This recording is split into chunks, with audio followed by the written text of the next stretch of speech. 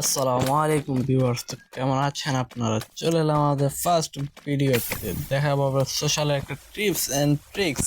তো ভিডিওটা স্কিপ না করে পুরো ভিডিওটা দেখতে থাকুন। তার জন্য আমরা প্রথমে শপে আসবো।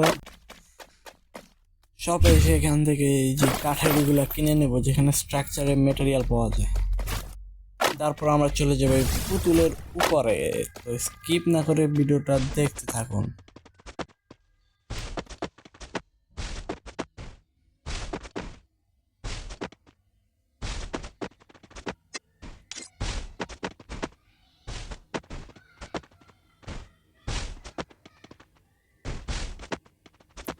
তো গ্যাস ফাইনালি কিন্তু আমরা পুতুলের উপরে চলে এসেছি। তারপর এখান থেকে একটু উপরে উঠে নিতে হবে।